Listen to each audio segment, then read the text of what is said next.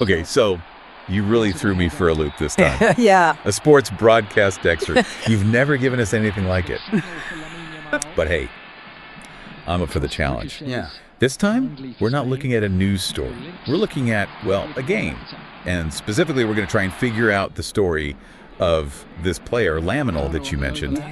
Because, wow, every other play seems to involve them somehow. It's true, and that in and of itself is pretty interesting. I mean, even in just these, snippets of commentary, right? Right. You can really start to pick out a story here about this player. Okay, so should we just jump right into it? Because, I mean, right off the bat, it's Laminal's first touch and giveaway. I mean, whoa, right. Talk about a high-pressure situation for what I'm assuming is a fairly young player. Oh, for sure, and you can totally imagine those nerves, right? Right. But the thing that really sticks out to me is how quickly the commentary shifts to Laminal's good plays. Like, almost immediately after that mistake, we get a good start.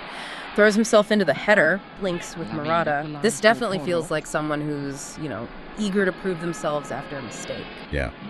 It's interesting that you mentioned before we started recording that Laminal actually scored a pretty important goal in a previous match against Switzerland. Wasn't That's it? right, yeah. And now they're starting against Denmark. That doesn't really feel like the career trajectory of somebody who, warms the bench, if you know what I mean. No, absolutely. Someone clearly sees something in this player, right? Yeah. To put them in these really crucial high-pressure situations. And speaking of high-pressure situations, Grönbach is another name that appears a lot alongside Laminal in these plays. A teammate? Yeah. Yeah. Maybe. Sounds like it. Maybe even like a partnership developing on the field. I don't know why, but I'm like picturing one of those sports movies where they start playing well together and a real bond forms through like the trials and tribulations of the game. Oh yeah, and it wouldn't be the first time something like that's happened. But getting back to Laminal, I do want to mention that it isn't all, sunshine and roses in the commentary. Yeah, no, definitely not. Like, there's definitely some constructive criticism in there. For sure. We've got wasteful, wonderful chance, and then pretty soon after, there's another play.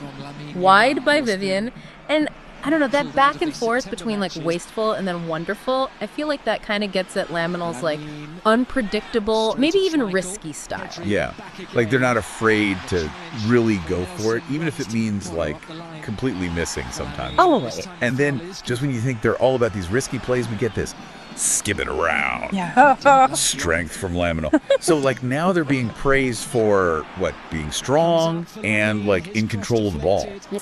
Like a much more measured and controlled style of play, which actually makes you think even more about them being pulled out of those previous matches, like you were talking about earlier. If they're this good, if they have all this potential, why pull them out? Like, what's the strategy there? It also makes it seem less like a tactical decision and more like there's something else going on that we're not seeing. Right. Okay. Yeah, I totally see that. Yeah. So from all of this, we've basically got this picture of Laminal, young, a little rough around the edges, but like clearly talented. Right. And someone, like you said, is entrusting them with these really big moments in these important games. But at the same time, there are all these hints of something else going on beneath the surface. Like, this is a complex story. Yeah. This isn't simple, Exactly. And I think that's one of the reasons why analyzing these sorts of things is so rewarding. You're getting these hidden narratives from these seemingly really mundane, details. Yeah. Like, okay, one more example.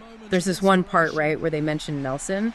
It's right after a foul involving Laminal. Like, who is that to Laminal? Is that another player? Are they related somehow? There's not enough there to know, but it's just this one little thread that's left hanging. It's those little mysteries that really get me. I have to admit, I find myself really wanting to know more about Laminal, like to really understand their whole journey and all the different things that have led them to this point.